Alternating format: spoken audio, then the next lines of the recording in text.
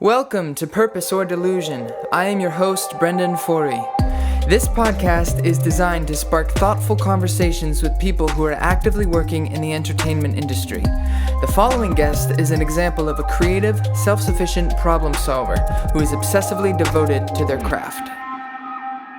This is Delaney. Hello. And you said you're nervous. Why are you nervous? I'm nervous because I think this is the first podcast maybe second podcast I've ever recorded. But the first one was like an interview, so it was more pointed questions and questions that I already knew the answers to, and now I have no idea what's gonna happen. Ooh, this is exciting. Yeah. I kind of have a rough structure because we were just talking about structure. Yeah. I have a rough structure of like how I do things, but we'll see. Okay. So, what do you do? I do a lot of things, I guess. Yeah. I'm mostly a singer and songwriter, so I do mostly just writing for myself, and I have my own artist project, and I'm really just still trying to see what I want to do with that and where I want to take that. And I'm pretty much your classic working full-time and trying to do my creative stuff during my free time LA person, I guess. Yeah. That's what I've been getting. So, yeah. That's cool. So how did you let's go to the beginning of like when you were a kid. And what was little Delaney like? She was weird and I loved it. No, I was like Is she not anymore? That's an interesting point. I feel like I'm like getting back to how I was as a kid almost. Like when I'm pursuing my creative work, a lot of it is just like clearing my head enough to where I like do what comes naturally, which after like how do I phrase this? I feel like growing up, we kind of lose what comes naturally because we do the things that we feel like we should be doing. Agreed. So baby Delaney, like, I feel like had it all figured out. You know what I mean? I sang all the time, like, nonstop, to the point that, like, it became kind of a nuisance, I think. Like, in the way that, like, when I was in kindergarten, like, I would be in the bathroom. I didn't have, like, the social awareness to understand that, like, other people could hear me if I, like, was on the other side of a door or a wall or something. So I'd go to the bathroom, and I would sit in the bathroom, and I would sing, and my teacher would have to come in and be like, Delaney, like, people are waiting. Like, really? You can't. Yeah, like, I was just so... In your own world. Completely. So I remember, like, specific moments. There was that, and then there was one time when I was in second grade where I was listening to a Kelly Clarkson song in my Walkman and yes. in my little like purple Walkman during recess, and I had headphones in, and I didn't realize that, like, because I had headphones in, like, I just thought like other people couldn't hear me because I couldn't really hear me. So you're just belting it out. Yeah, and I remember just looking around and people were looking at me and they were like,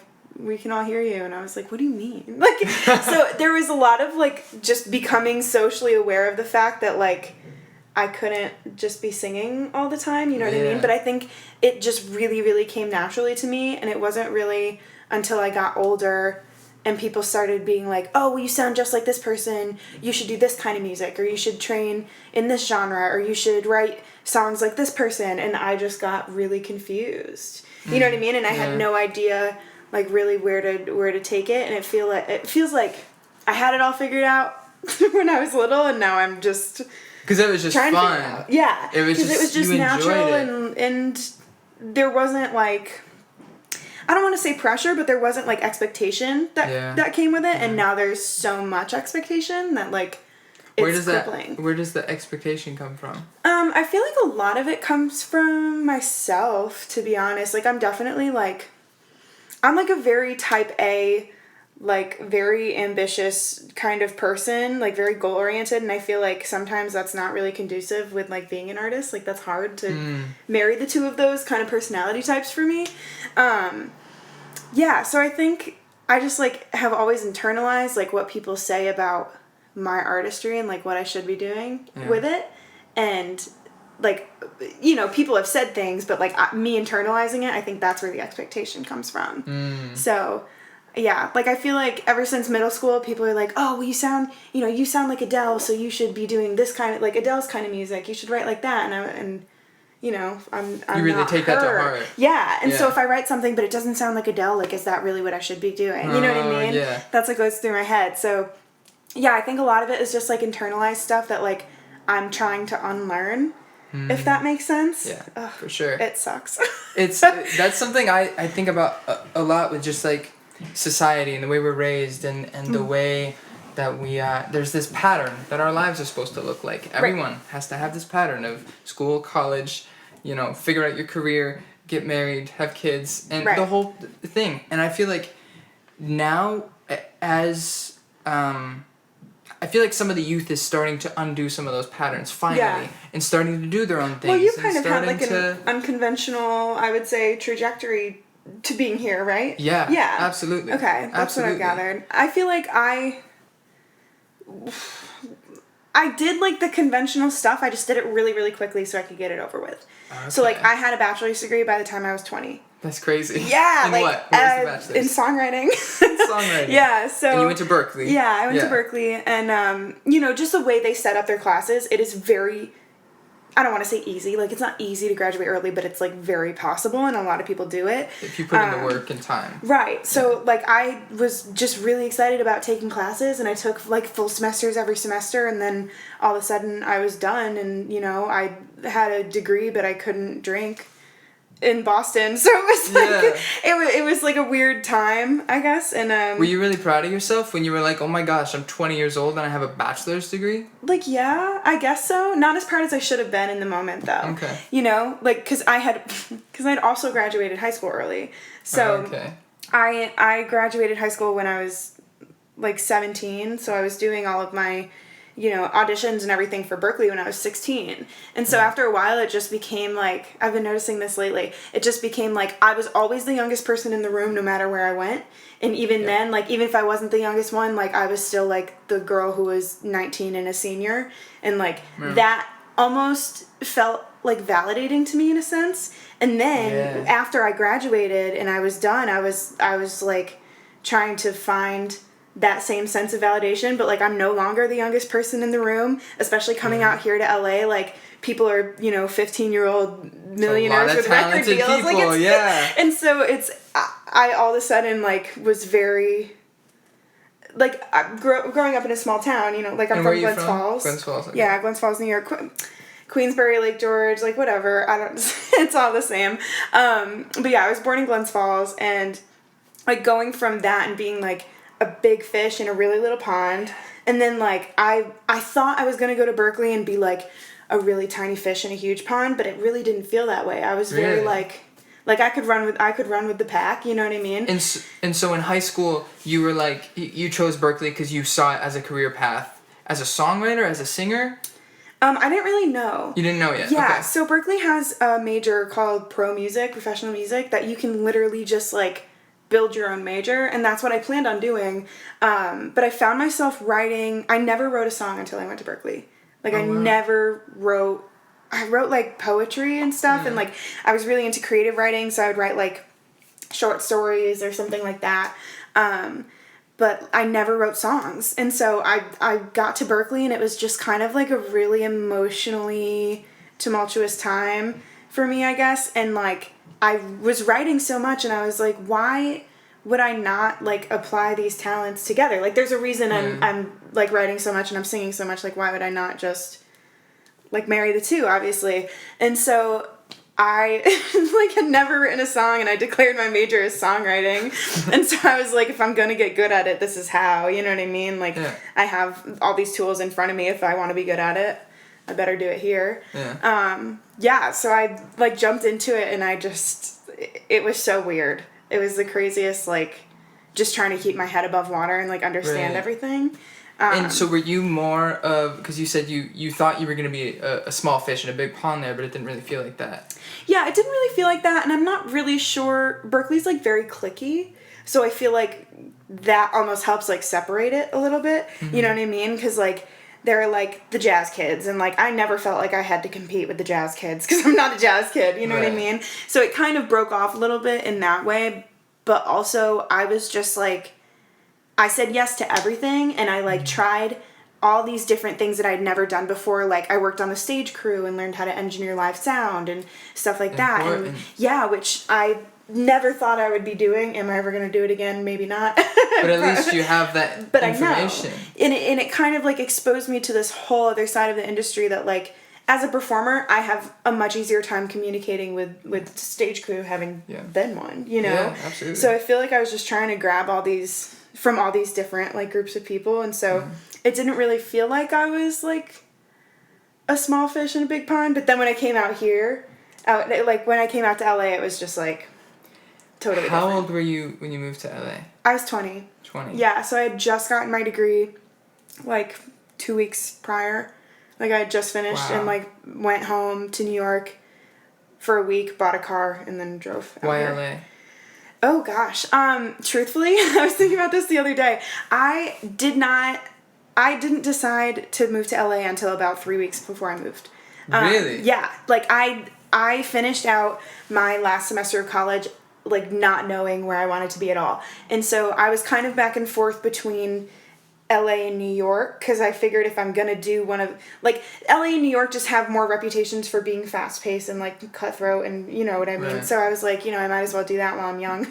And so I was back and forth between LA and New York, and I made, like, physical pros and cons lists. Like, I'm type A. Like, I had to see it. Yeah. I had to see it, like, mapped out, and literally, like, LA had more pros than cons in my eyes, and New York had more cons than pros, and that's literally what made my decision. Like, what were some of the pros versus cons? I barely even remember it at this point, and it's funny because I don't know if I would feel the same way. Like if I were to make that list now, I don't know if I would feel the same way, to be honest, and I might not see the same things as pros and the same things as cons, but, like, I think it was really just, like, I felt like I had more opportunity here and more freedom here, and it wasn't, I don't know, I think I met an A&R during my time at Berklee that his advice was that, like, even if you move to LA, like, you're gonna hear a lot of no's and no's and no's, but at least, like, it's sunny out, and, like, that can get you through the day. Except you know what right I mean? now it's like raining all day. It's been raining for but most of the time you can be like, well, at least it's sunny out. Yeah, and so I think, I don't know, it was just kind of like, you know what, like, I might as well leap.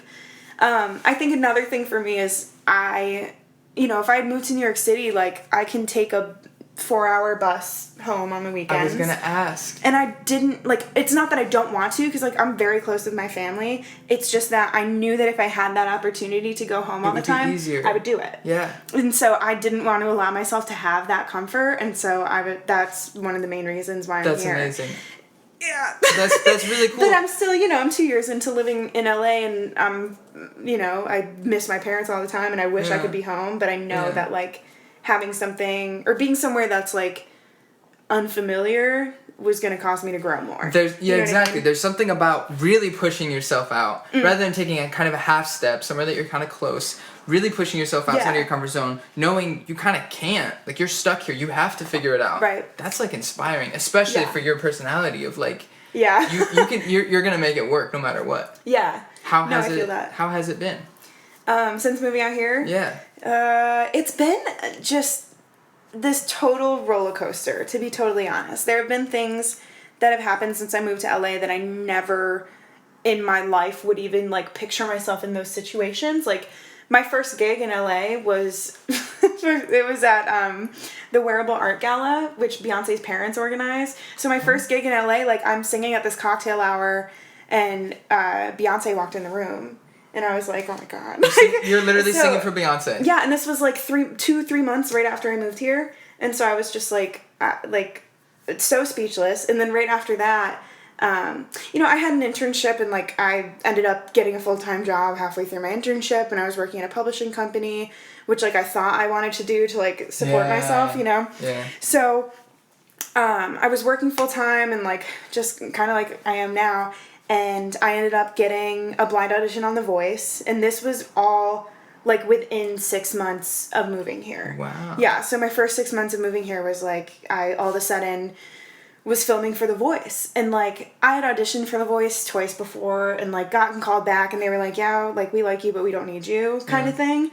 And so my last semester at Berklee, I was, like, sitting in class, and I get a Facebook message from this guy who was like, hey, I do casting for The Voice, do you want an audition? And I was like, yeah. And so that was all kind of as I was moving out here, so I was already out here when they were doing the auditions, which was nice, because I could do my full-time job. I was literally working full-time, like, down near Beverly Hills, and then driving up to Burbank to do my auditions, and then going back to work, and then driving up to do like interviews and tests and stuff for casting. So much traffic time. Oh my God, yeah. So just things like that happened all within the first, 6 months to a year. By the end of my first year, the season that I filmed for was on TV, and like that was a huge deal in my hometown. Yeah. Like my hometown, I bet. Yeah. They flipped their shit. It was awesome. Parts of it were awesome, I should say, but yeah, so that all happened, and then this year has just been like trying to figure out what to make of that experience, because it just kind of, it really came out of nowhere. Well, right? How mean, long were you on? Like halfway through the season. Yeah, so I mean, which is I'm good. like, I don't know if I did well. I that's did. Good. Yeah, that's really good. Yeah, so I was like top 32, I think, and it wasn't one of those things like, I never went into that experience wanting to win. Like nobody did.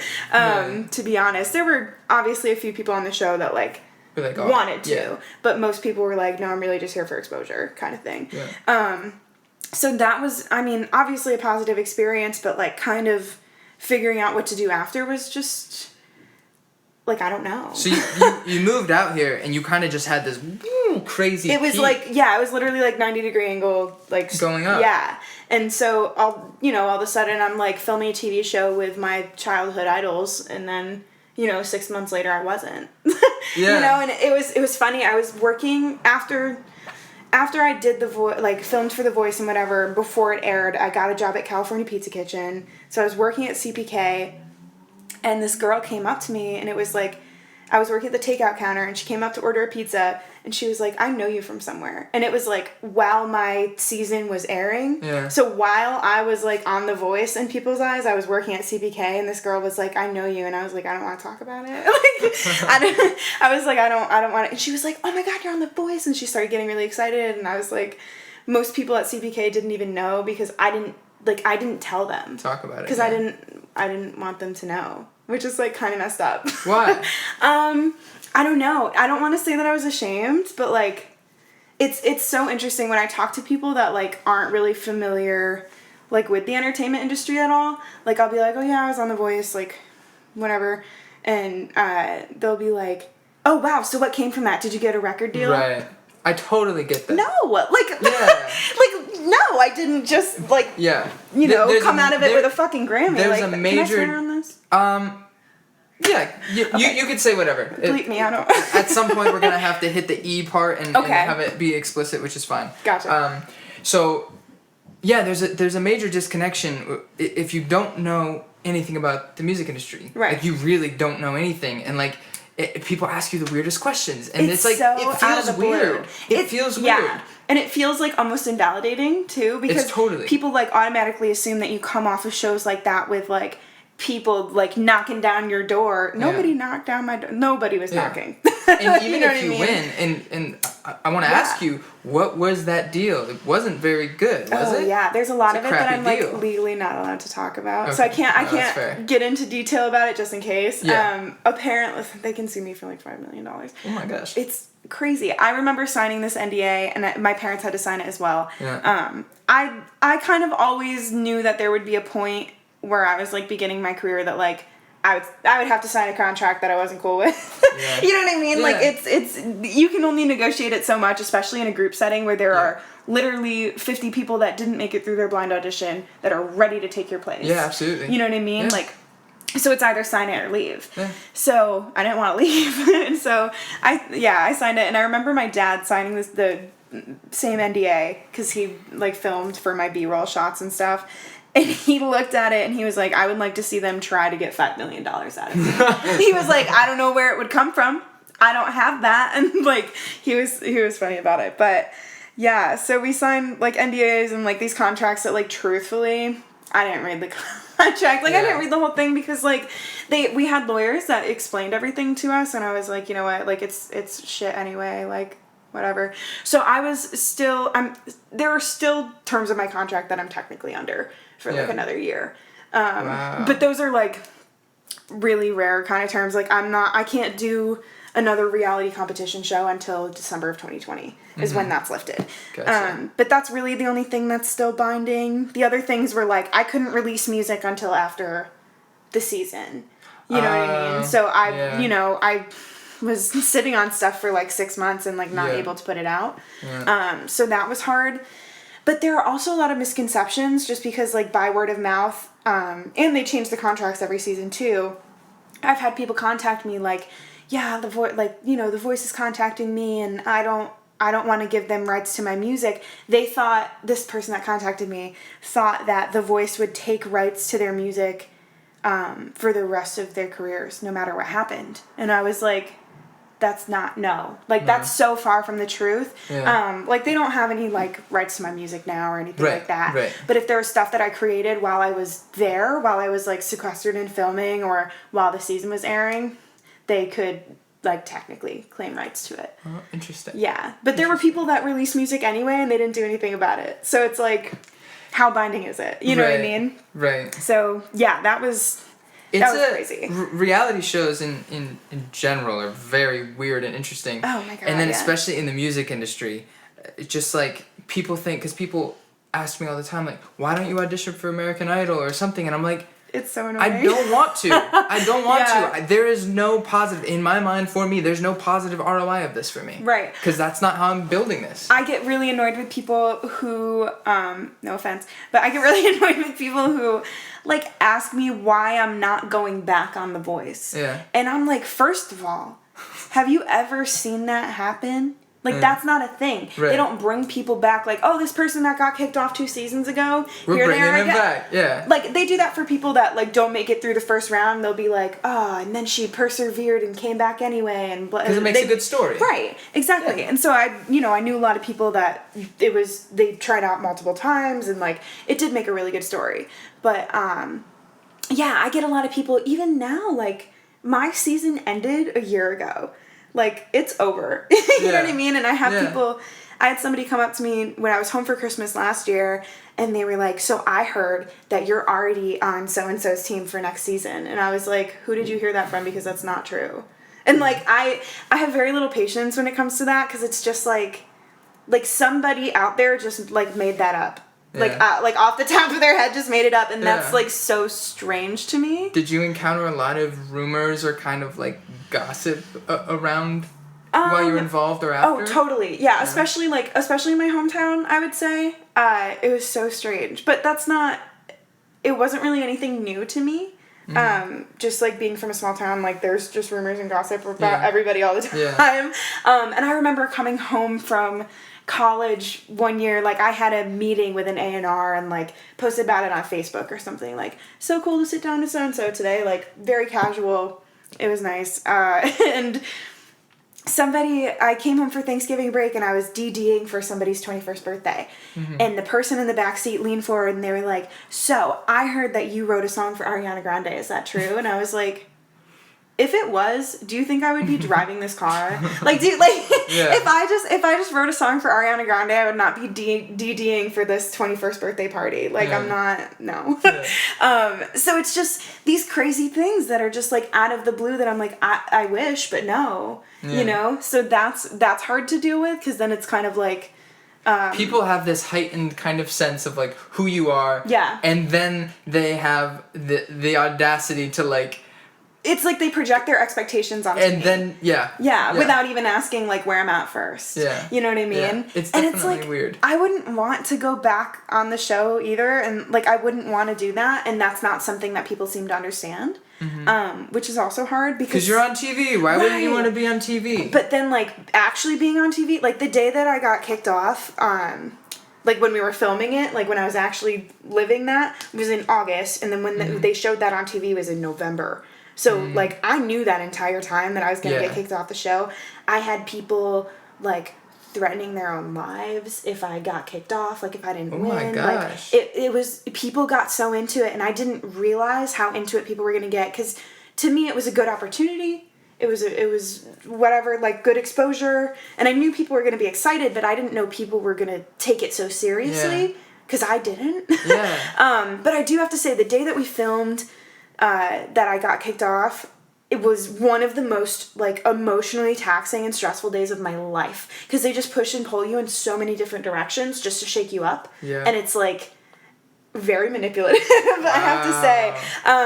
And, like, there are still people, like, obviously, like, I love the people on the production team. I totally get why they do what they do. It makes for great TV. But, like, it was a really, really hard day. I was, like, napping backstage in, like, full hair and makeup. Yeah. Which really pissed off my hair and makeup team, but that's all good. Would you recommend, like, for someone who wants to be a singer specifically, not necessarily a songwriter, because that's kind of a different approach, but someone who wants to be just a singer, would you recommend that as a good experience for anybody, or what would be your... I would not say for anybody. I definitely wouldn't. I think Who would you recommend it for? I think you have to really be in, like, you have to maintain, like, a specific mindset for it to be a healthy experience, I think. I don't think I maintained that the entire time, but they go through, like, you have to go through, like, psych evaluations and stuff like that. They make sure that you are mentally able to handle what they're going to throw your way. And there were a lot of people that, like, this girl I was sitting next to during the 600 question multiple choice test that we had to take about our psychiatric I would have dropped state. that pen. It was, but they didn't tell us that we were going to take it. I probably can't tell you any of this, but I don't really care. They didn't tell us that we were going to take it. They were like, yeah, like, wear comfy clothes and, like, show back up at the hotel tonight. And I was like, okay. I thought we were going to do, like, team building or something like that. And, and no, it was a 600 question multiple choice, like, Scantron test. That took me, like, a couple hours. And I remember this girl leaning over. It was questions about, like, do you ever feel like hurting others? And, like, stuff like that. And I was like, who do these people think I am? You know, it really caught me off guard because I was like, I didn't realize it was, like, so intense. But then the girl next to me leaned over during the test and she was like, so this question about your appetite and if you eat, like, a healthy diet, do you think anorexia counts? And I was like, they're definitely asking for that reason, so you should be honest. Like, and then I didn't see her again after that. Really? So they filter people out like that. Yeah. It's so interesting. The people watching is great. Like, being a part of it. I bet. Oh my gosh, it was crazy. I'm really fascinated. Wow. It's so weird to talk about because it's like kind of this alternate universe. It's kind of terrifying. Oh, it totally is. It's a little terrifying. Absolutely. And, like, even while you're in it, like, I lived in a hotel and I wasn't allowed to leave, and when I left, like, people watched me.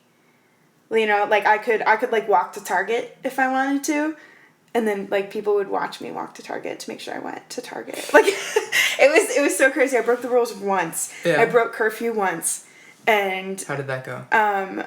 We got an email the next day that was like, it's come to our attention that some of you are breaking curfew and coming back after hours and blah, blah, blah. And I was like, oh, I hate this. Holy shit, it. Like, they were watching me.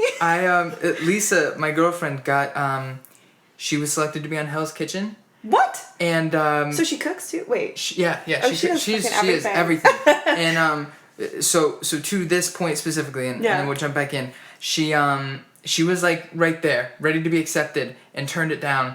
I did some research. Oh my God. And it terrified me. Well, the things I found and some of the rabbit holes I went down to find some information on that, and specifically Hell's Kitchen. Like, and all of them I like it, but it's.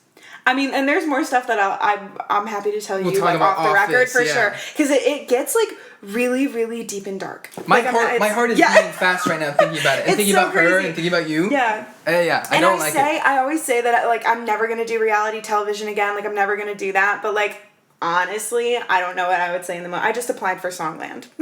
Like, oh yeah. I really did. Well, yeah. So Songland, I actually haven't watched it yet. Okay, I haven't either. I know a little bit about it, and I know I've heard people who I trust talk about it. Yeah. It seems like a new and better version. It seems better to me. And I don't have anything to back that up yet. Yeah. Well, I know somebody that was on this first season. Uh-huh. And he ended it with a publishing deal. And that's cool. There were... it was him. I went to school with him to Berklee. And then there was another girl from Berklee who ended it with a publishing deal. And then one other girl on the show, I think. And those people, like, those weren't even the songs that, like, got quote-unquote selected or won. Yeah. And those people still ended up with deals, which, you know. That's cool. In some ways, I think a lot of people see, like, getting a deal is like kind of like an overrated thing because you can do pretty much whatever you want when you're independent, which is great. But like, it would be really nice. Yeah. And in the same point. Do you want a Well, yeah, because I'm really interested to talk about kind of business stuff with you a little, and like what your goals are. And do you want a publishing deal because you're writing a lot right now? Yeah. And so you would be more open to a publishing deal rather than getting signed as a singer right now.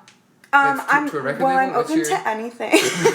No, I'm open to really whatever comes my way. There have been a lot of things, especially in this past year, and that I know are about to happen in 2020 that like I never expected to happen, but like I just kind of have to follow wherever my path is taking me, kind of thing. And that's mostly in terms of work, but I don't know, like it's hard to say if I could pick one just because the industry is changing so much. Yeah. And like currently, and really it's like the presence of streaming services that are just totally turning everything upside down. Everything, yeah. So like in a few years, the entire infrastructure that's been being built over the last decade is... It's almost in a way like making like record companies, I don't want to say obsolete, but there are a lot of things about them that like giving are independent not people necessary. leverage. Yeah. And that's cool. Yeah. That's exciting. I think it's a really, really good tool for independent people, but at the same time, it almost... Like, there's a guy that I went to school with who is, like, totally killing it right now as an artist. Do you know who Mac Ayres is? Mm. He's, like, an R&B, like, soul kind of artist. It's so weird. I was watching a YouTube video yesterday, and this girl was asked, like, who are your favorite artists? Like, this random video had nothing to do with him. Who are your favorite artists? Mac Ayres, and this guy was, like, in my songwriting classes and stuff like that, and I was like, okay. That's so cool. Yeah, and he just wrapped up a tour. Like, he's doing really well. And, like, he doesn't have a label. Mm-hmm. And he, like, talks about the fact that, like, he's doing it independently, and I think that's so cool. Like, he's touring the world. That's amazing. And, like... He's on, featured Spotify playlists and getting, like, millions and millions of streams on his songs and, like... And he owns all of his and masters. And it's all, all his stuff. And, like, if I could do it that way, I would do it that way. Yeah, you know what I mean? Absolutely. I think a lot of it, for me, personally right now, is coming down to money. Yeah. And, like, having the money to produce things and having the money to promote things. And, like, that's where I kind of struggle with that. Because, like, I don't... Because it takes money. It's a lot of it is investments that you have to have money to make. And it's easier now than it was, but it's still, especially on the marketing side. Like I don't know what you're doing as far as producing your stuff. Like if you're booking out studios or whatever your process is for that. It kind of depends on who. And so that's a lot. Less expensive now than it was, and you can have gear and do stuff digitally, and like it's really awesome. I mean, you can make a full record there. in your living room. Exactly. Yeah. And but still on the market, like it costs money to properly do everything independently. Especially when you do, like, when you mess with, like, PR companies and stuff like that. Yeah, it gets expensive. My last single, I shelled out money for a PR company that, like, didn't do jack shit. Yep. Like, and it broke my heart. Like, it was a lot of money just to not, like, come to fruition at all. Was it because the company itself was just terrible? Or was it just because there's literally no guarantee of how something is going to perform and how audience is going to react to it? Well, there definitely isn't a guarantee of how things are going to do, but there also is this sense of, like, when I was working with this company, there was a lot of turnover that was happening. The same person that was in charge of my campaign at the beginning was not in charge by the end of it. Mm-hmm. And so I just kind of think they just didn't like put in work. Well. Like, they just didn't do it. And for me, like, I'm an independent artist. I'm working 50 hours a week, and to shell out that money and not have a team, like, actually behind me, like, that was, like, a really heartbreaking experience. Yeah. So I had released another single earlier in the year that, like, I did the promotion for, like, totally on my own with, like, $60 on Submit Hub. And, like, that's it. And it performed, like, 3 times better than the song that I shelled out money for an international PR company to handle. Yeah. So... Yeah, that's real. I don't know what I learned from that, but I learned something. I'm like, trying to, like, see where to go next, you know? Because I know that at some point, like, I do want to be able to work with a team that pushes my stuff. It's just, like, if they're not behind it in the same way that I am, I don't trust that. Yeah. And now I'm, like, cautious about people that... you know, I'm in talks with other, like, PR companies, and I, like, don't really trust them anymore. Did you learn a lot about, because you worked in publishing for a little bit, you realized you didn't like that. Yeah. But did you, what was that experience like, and how long were you there? Well, so I was only there for, like, a few months. Okay. I would say, like, 2 or 3 months. So I didn't get as much expertise in it as I would have liked to, obviously. Yeah. And I don't know. So I was working at a publishing company, and I had to leave to do the voice. Okay. And it was kind of another really, really big risk. Like, 5 months after moving here, it was like, okay, like, I have this full-time job that, like, it was my 2-year plan to get this job. Mm-hmm. And so 3 months into it, I got the job. And so I basically was trying to decide whether I wanted to sacrifice that for not even knowing if I was going to be on the show. Yeah. Because all I knew at that point was that I had a blind audition. And when you have a blind audition, you still don't even know if you're going to get to audition. They sequester, like, 107 people. I think 60 of us actually got to audition, and only 48 of us went through, something like that. So, the numbers don't match up in that way. Yeah. So, in reality, I quit my job, my full-time job, and... For a very low percentage of I had no idea what was going to happen. And I went and lived in this hotel for a month just to prepare for the one audition. And there are people that did that same thing and, like, didn't even get the audition. Like, there are people that leave their kids across the country. And, like, I can't even imagine, like, having those roots and then having to... Oh, man. And then, you know, afterwards it was a lot of, like, trying to get back on my feet. Like, I ended the season and I didn't have a job, and, like... You know, it's not like I said, like, record labels aren't, like, knocking down your door or anything like that. Yeah. Like, the business doesn't really care. No, oh my Everyone God. else cares because they're on their screen. We had an attorney. So we got to pick our attorneys, like, as groups, and it's this whole dumb system that they have.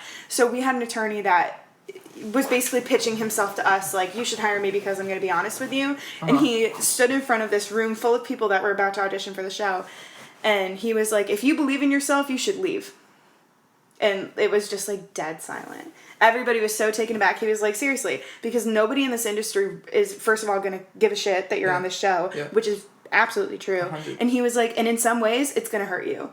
Yeah. And I think for the people that got far enough where they, like, tried to develop them as characters, like, I wasn't that. I was never, like, this token person on the show. Like, I could just sing and I happened to be there. You know what I mean? Yeah. So I didn't have, like, this story or image or character kind of creating quality. Drama around it. Right. But I think the people that, like, do have that, they are really stuck in these specific veins in the public's eye for, you know, however long it takes until they break it. And I think that's what people struggle with. Because the public gets an idea of you that isn't really authentic. And then you kind of have to go along with it, or it doesn't even matter. Like, all the sacrifices you made, all the exposure you had doesn't matter. Yeah. So it's... Because you've branded so yourself. Twisted! And, yeah. It's crazy. Oh, my God. And then talking about it afterwards, I'm just like, holy shit. Like, You went through that. I went through that, yeah.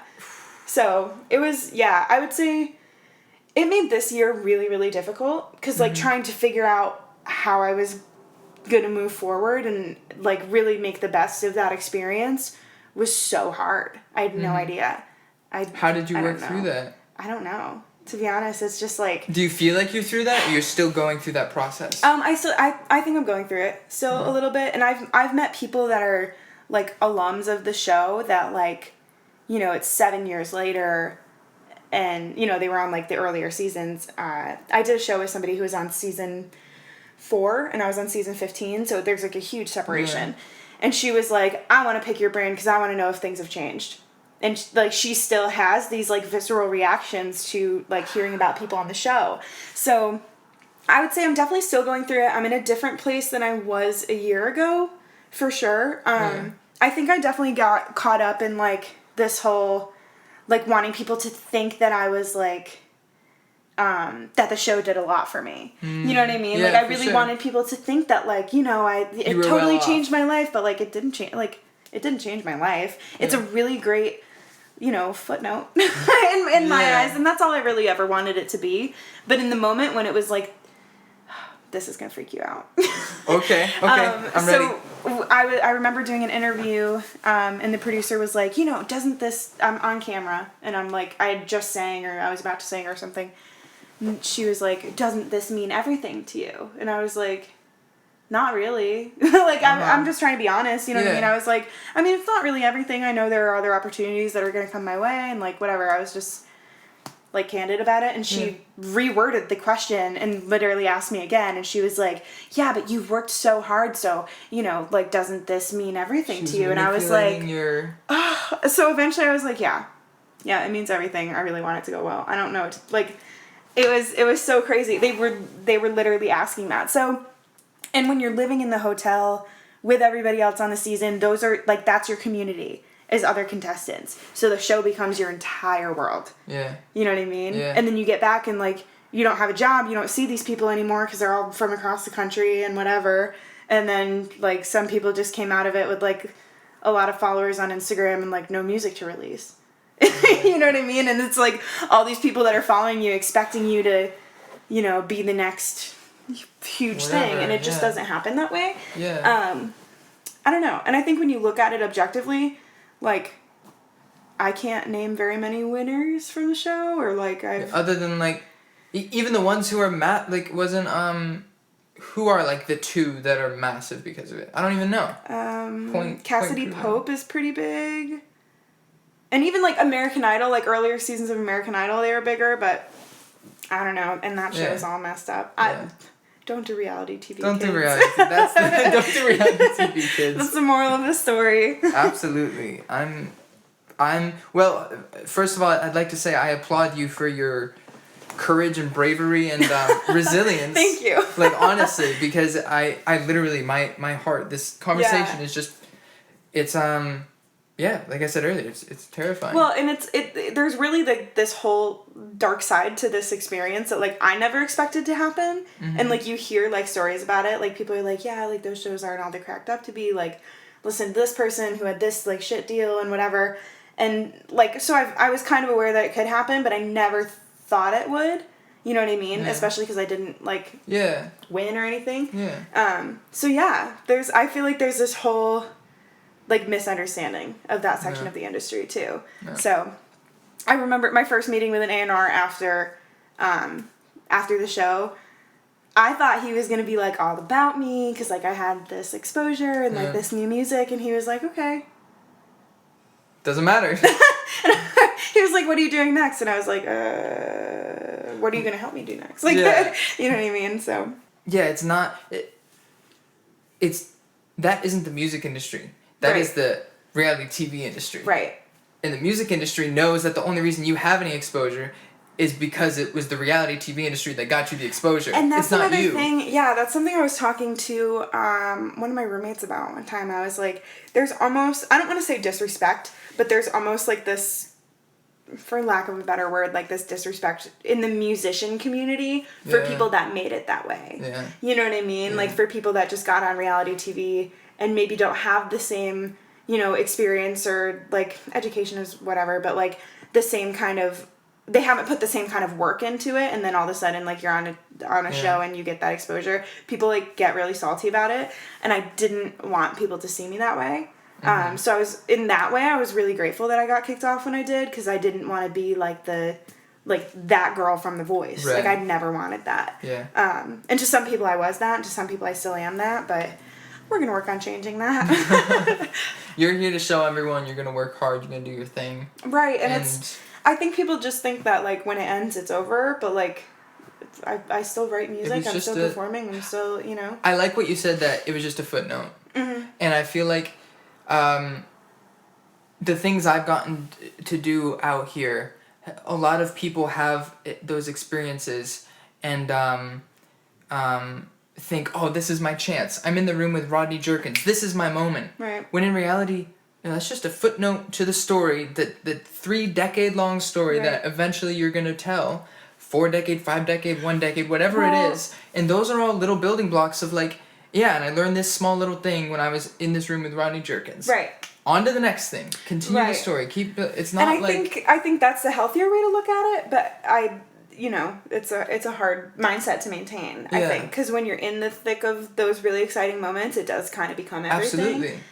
There was a point that I had and I forgot what it was. I'm sorry. Oh, no, you're totally fine.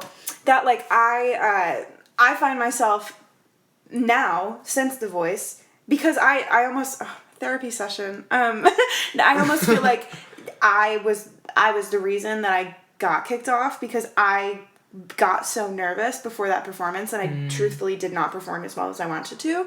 So, like, I wasn't surprised when I got kicked off, because I was like, yeah, that wasn't good. Did you usually perform as well as you wanted to? No. Like, it was so nerve-wracking, and, like, I'll tell you about all the back and forth and all the shit that happened that day, but it was all on purpose. You know what I mean?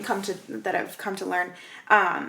And so, since I have that, like, kind of notion that it's my fault that I got kicked off, I find myself, like, at least for this past year, I found myself going into those, like, big, like, oh my God, I can't believe this is happening opportunities. There have been more.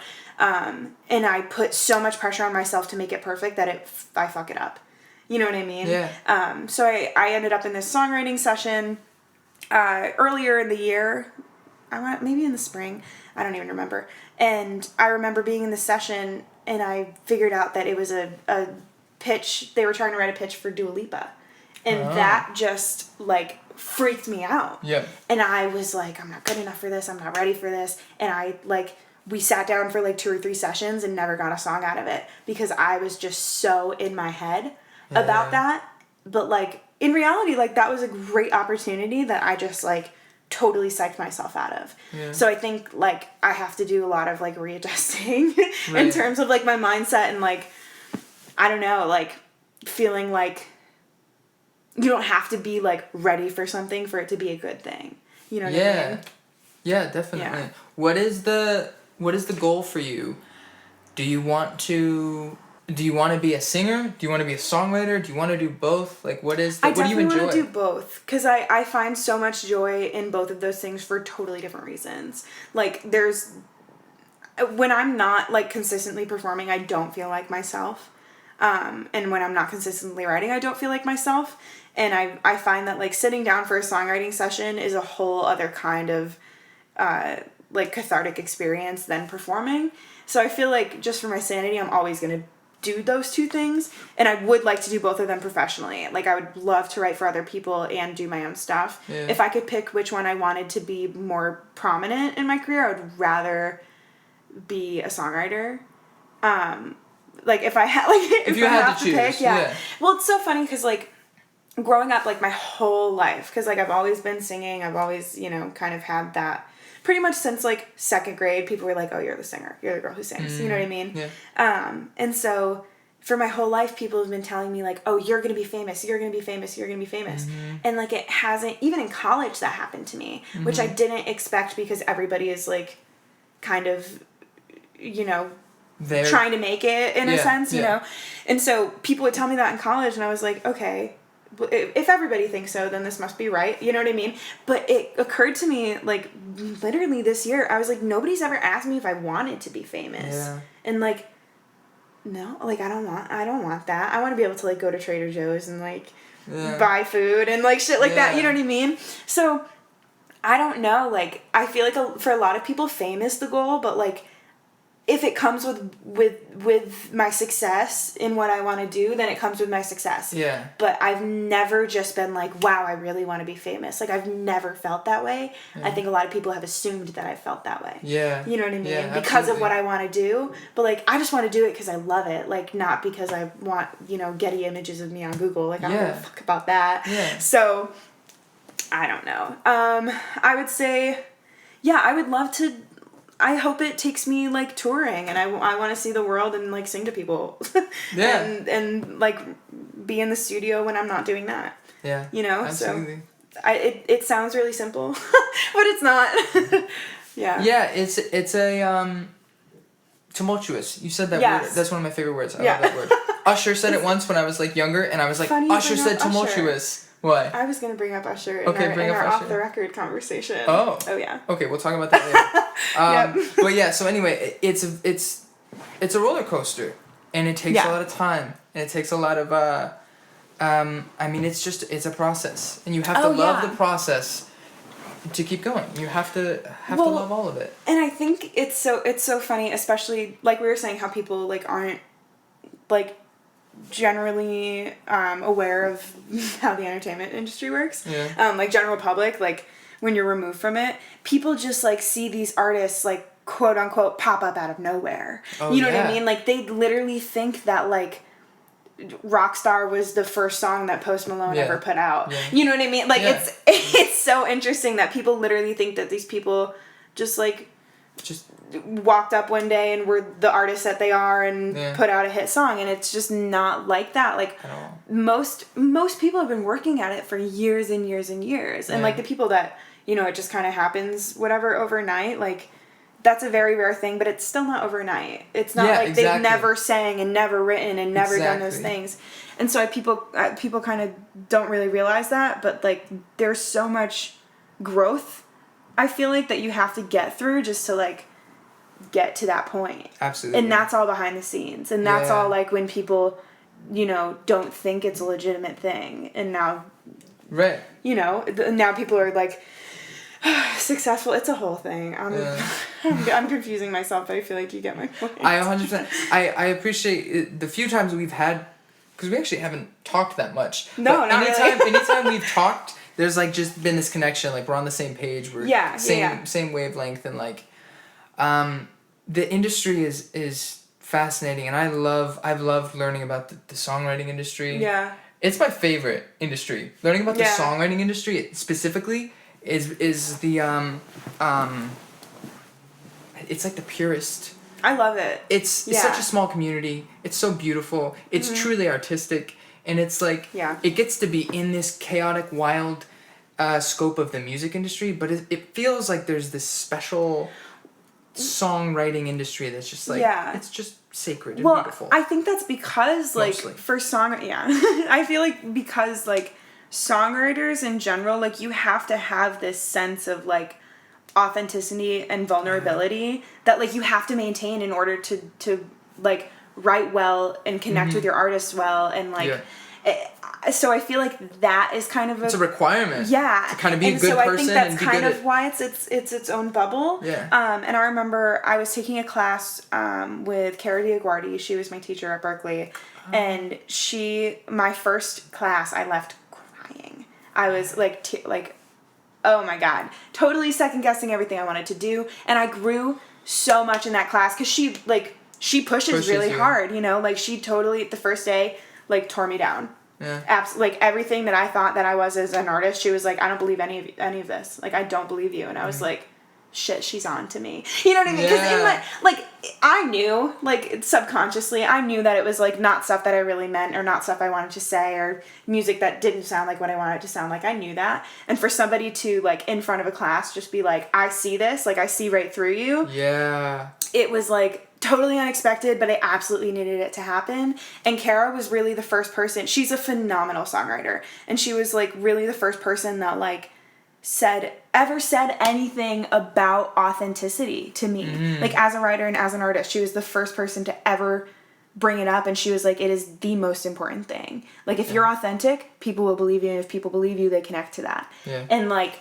nobody had ever said that to me. You know what I mean? It was my last semester, so I was, 3.5 years into my songwriting degree, and nobody ever said anything about authenticity. Yeah. And then ever since then, it's totally changed, like, the way that I approach writing. And, like, the way that I approach pretty much, like, what I want to put out as an artist and, like, just all of that. It's so interesting. Yeah.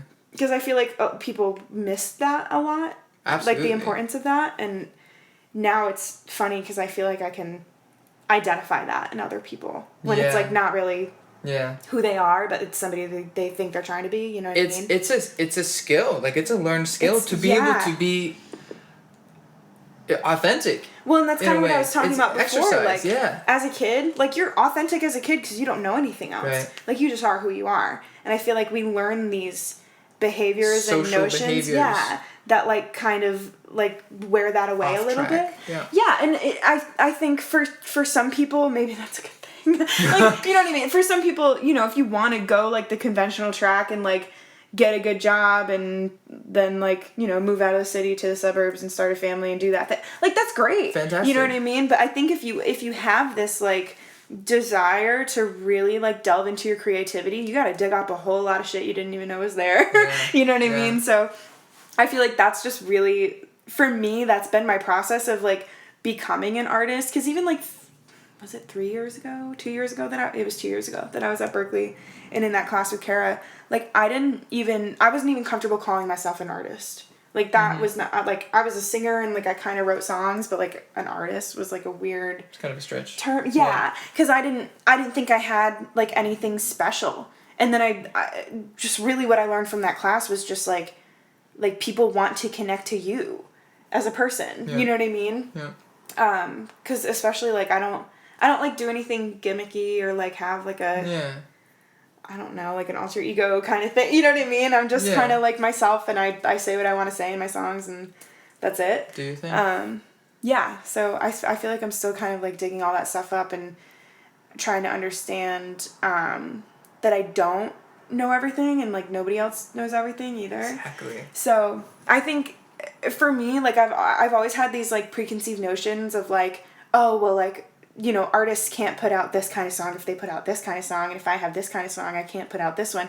And it's really not like that. Like, people break the rules all the time. Lil Nas X just proved that to everybody. Oh my God. There's so many things that are happening right now that's like, all of these lies that like have been floating around are just being proven wrong. Lizzo, incredible. Like, stop talking, shut up. Like, well, and it's fun. Like I've really had those views of like this is the way it is and there's no other way like imposed on me a lot. I even remember in college like working with this team, they were like, if you're not signed by the time you're 25, it's never gonna happen. And I was like, I believe that because like, you know, they were superior to me in age and experience, so I was like, okay, they know more.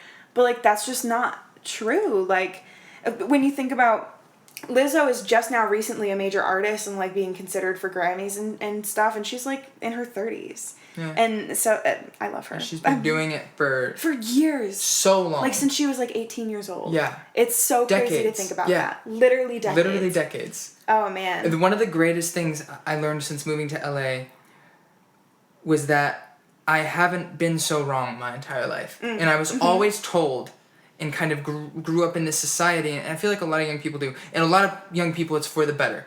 Because a lot of young people don't have self-awareness yet. Or like there's a whole lot of truth to this. But for me, what I learned was all those times people told me like, oh, you don't actually know what you're talking about. And all of this degrading kind of conversation because I'm a young person and don't have any life experience and all of this stuff. But I had this weird gut feeling and I was like, no. And I overly listened to people who said that. Yeah. And it damaged me in a lot of ways, emotionally, but also career-wise, because I was like, oh, no, I'm not going to take action because I don't know what I'm talking about. Right. And that's how I saw myself. But you don't learn any other way. Exactly. Yeah. And so after still kind of like working through all that and being out here now and going, no, at 13, I knew I didn't know how to articulate it necessarily. Right. I didn't know exactly all the right things, but I knew, and I had this gut thing, and I knew where I was going, and I knew more than I allowed myself to believe I knew. Yeah, no, I totally feel that. And I feel like, I feel bad for young people who are totally, just have this, like, degraded, these degraded thoughts projected on them, because someone older, also, by the way, who has zero idea what they're doing. Probably. Like, and that's the thing, like, nobody knows what they're doing ever. Everyone's constantly trying to figure it out. And people have more experience than people, and that's valid. And there's there's so many nuances. Yeah. But just because you're young, and like what you were saying before, that's your most authentic self, and like... Yeah. So there's a lot to be said about, like, the whole thing going on just with people looking down on others because they're young. Well, and it's funny that you say that. Yeah, period. No, but it's funny that you say that because like when I remember very specifically talking to this woman that has been in my life for my whole life. Like I was friends with her kids when I was young. Like we just kind of always were in similar circles. And I was at a bar with my parents right before I moved out here, and I was like, yeah, like I brought up the fact that I was moving to LA, and in this same circle of people, there were two women that said very similar things to me. And one of them was, I was like, yeah, I have an internship. And like, in my head, I knew that I was also being recruited for The Voice, but I couldn't tell anybody that. Right. And so I was like, yeah, I'm leaving for LA next week and whatever. And this one woman was like, how are you going to support yourself with an internship? And I was like, okay, first of all, as if I wasn't already worried about that. Like, you know, like, I know that. Yeah. But second of all, like, you're not aware of my financial situation, so you don't have zero speak context. on that. Yeah. And I remember this other woman just being like, she said it in the most condescending way. She was like, oh, well, it's good that you're going to try that stuff while you're young. You know what I mean? And I was like, I mean, I guess, like, I get what you're saying, but at the same time, like, me singing and me writing music and, like, wanting to pursue this career path is not just, like, this thing that I woke up, like, one day my senior year of high school and I was like, you know what, I kind of like music, I guess I'll do it. Like, it's always been ingrained in me, and so it's so shocking to me that, like, I gave an assembly about this at my mom's school, actually. Yeah? Yeah. They're just so interesting. Is it recorded? Man. No, it's not. Oh, it should be. I was giving this assembly to this group of high school kids who, they were in, like, band and orchestra and chorus, and, like, they were the artsy kids, and it was right after The Voice had aired, and they all looked at me like I wasn't even real. It was, like, very good for my ego. And so I gave this talk to these kids, and we ended with a Q&A, and this girl was like, my dad wants me to be an engineer, but I want to work in technical theater, and he doesn't think that's practical. And I was just like, technical theater might be the most practical thing you can do in the entertainment industry. I was just like, like, what's not practical? And I remember saying this, and I shocked every adult in the room, I think, except for my mom, and she was like, that's my daughter. That's my daughter. I remember saying, like, what's not practical is assuming that there is no work to be done in the entertainment industry. And that's what's so frustrating to me is, like, people think, like, if you don't make it to these, like, astronomical numbers or win all these awards, that what you do is not legitimate. And that's just not the truth. And so it frustrates me when people don't understand how many middlemen there are. Like, like, Adele's album 21 did not just, like, fall out of the heavens and onto the radio. You know what I mean? Like, there's so many teams and teams and teams of people that work to get it there. And, like, they got paid for that. So what, like, to me, like, I can't wrap my head around the fact that people don't think it's practical to pursue work here. Yeah. You know? It's, you know, obviously you're not going to always be doing exactly what you want to be doing, but it's kind of the same in most, like, practical in pretty much any field. Too. Yeah, absolutely. Like, all of my friends that are post-grad and, like, you know, kicking ass and, like, working corporate jobs in New York City, like, they're also just like, wow, I don't know if I want to do this. Like, like, still trying to find their feet. So, I don't know. What's not practical is to not try the thing you want to try. Right. Because then you're going to be 60, 70, 80 years old and regret. Well, and it's so... I'm a spiritual person, and, I don't believe that those things are, like, you know, placed on your mind for no reason. Like, there's a reason you want to be the things that you want to be, and there's a reason you have passions for the things you have passions for. So, like, to me, it just almost seems like if I were to have gone a different route, if I were to, you know, not go to music school and, like, do everything conventionally and, you know, be the person that's working the corporate job in New York City, whatever, like, that is so against my nature. And, like, I can't see myself being happy that way, and, like, that's not practical to me, to be honest. Like, because then I'm gonna be the person that's, like, you know, burnt out in 30 and, like, working a job that I don't want to work, and I'm gonna have a midlife crisis. I'm trying to avoid my midlife crisis. You're so far from that. Right? So far from that, genuinely. And yeah, exactly. We're all designed with different skills and abilities and talents, and that's for a point, like, a purpose. Exactly. Yeah. Exactly. That's a beautiful way to wrap that. Because that's in the title, right? That's the title. That's amazing. We didn't script that. None of that was scripted. Nice. We promise. It was one other point I wanted to add to that. That's what I was gonna ask. Are you happy? Sometimes. You're also out of water. Yeah, but it's okay. More water. Sometimes. Yeah, I would say sometimes.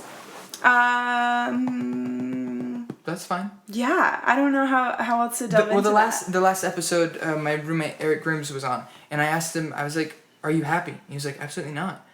And I was like, "Dang!" Explain. But he said we ended up looping back around, and he said, "I'm emotionally healthy," because happy is an emotion, and if you're happy all of the time, there's probably a problem. Like, if you're constantly happy, that, like... I would say I'm happy...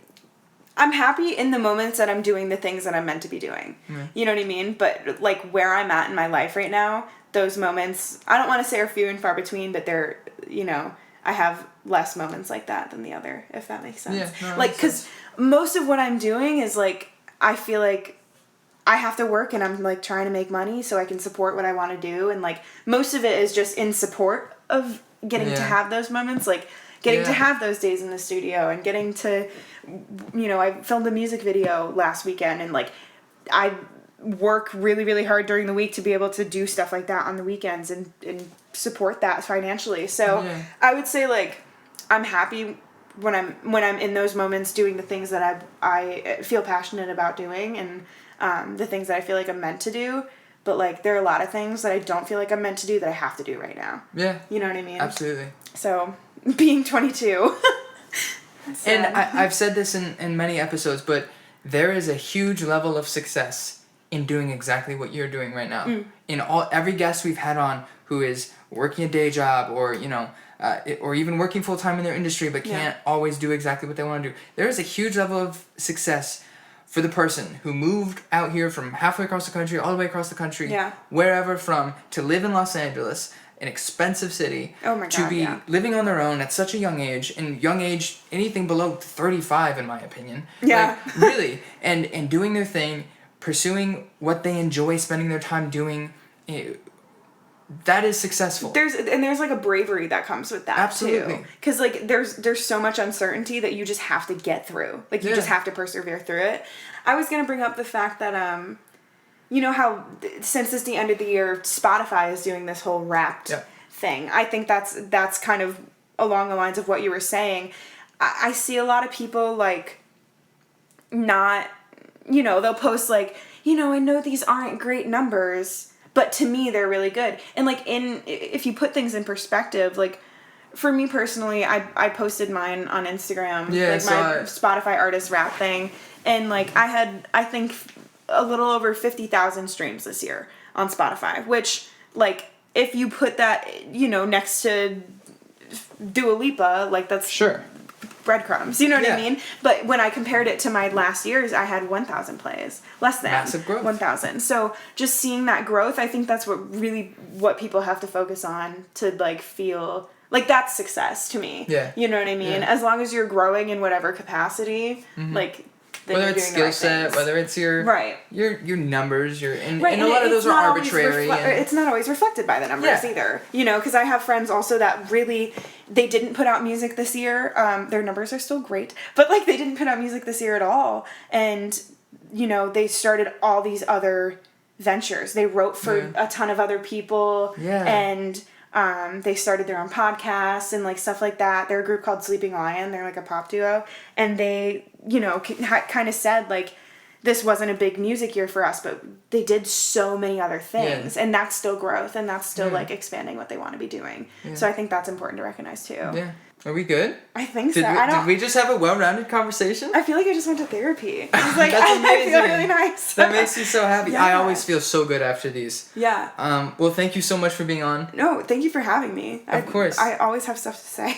Well, apparently. Probably have you back for another time for season 2 or whatever. That'd be awesome. And thank you so much, and best of luck. Thank you. I hope you enjoyed this episode of Purpose or Delusion. Don't forget to subscribe so you don't miss any future episodes, and also be sure to check out the previous episodes you may have missed. Thank you for listening. We'll be back next week.